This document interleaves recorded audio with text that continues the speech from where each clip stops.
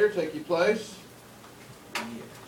Cameras are rolling in 3, 2, 1, go. Good morning, ladies and gentlemen, and welcome to another in a series of historical events brought to you by the Microsoft, Google, Facebook, Instagram, and Time Machine Company of America.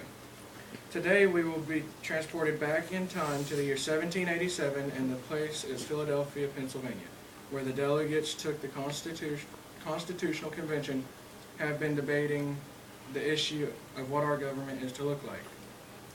At this time, our cameras will zoom in on the leaders of the convention who are heavily engaged in this important debate. I see George Washington is about to speak. Hear ye, hear ye. I call this meeting of the Constitutional Convention to order. I remind every delegate of our secrecy rule.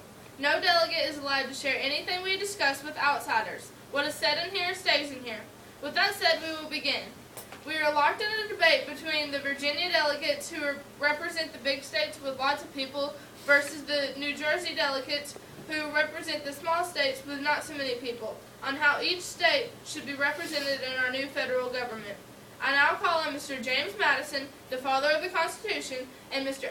Edmund Randolph, the two delegates from Virginia, to speak first for the big states. Mr. Madison, if you please, sir.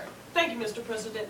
We, the people of the great state of Virginia, do not apologize for having more people than small states such as New Jersey and Rhode Island.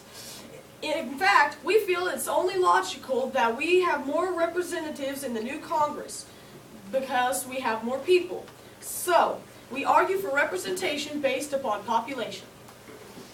Yes, Mr. President. And we also feel that we should have 3 branches in our government.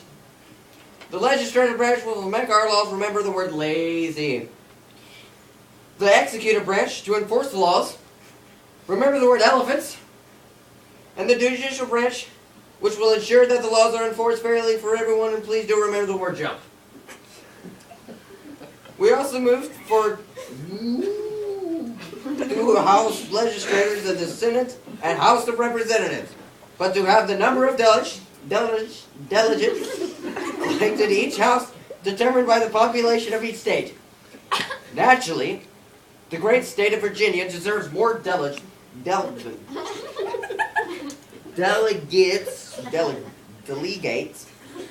and thereby more vote because we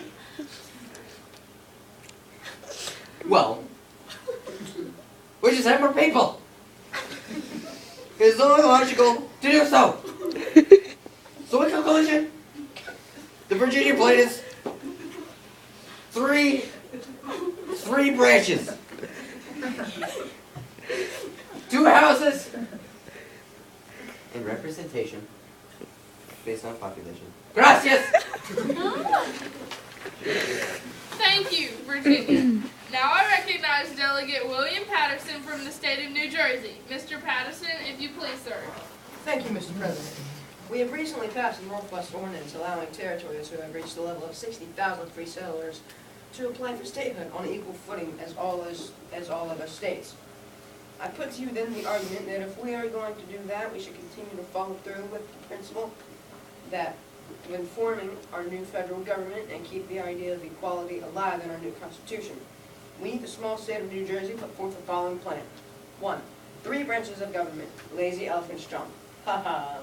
Let's never forget those jumping lazy elephants. But we disagree with Virginia in that we believe there should be only 1 house in the lazy legislature. Why make it complicated, I ask you? Let's just have 1 house and let there be equal representation. Each state gets 1 vote. 3. So in summary, under the New Jersey plan, we will have 3 branches, but only 1 house in the legislature with equal representation. 3 branches, 1 house, equal representation. Thank you, Mr. President. Representation based on population. No, we want equal representation. Order, come to order. I now call on Mr. Roger Sherman, the delegate from Connecticut. Mr. Sherman. This is... Yeah, there you go. Thank you, Mr. President. Delegates, I believe I have the answer to all our problems, and a way for the big states like Virginia with many people, and the small states like New Jersey with few people to both be happy and united. I will call it the Great Compromise. Both sides are having 3 branches of government. We have to remember those lazy elephants that jump. Ha, ha.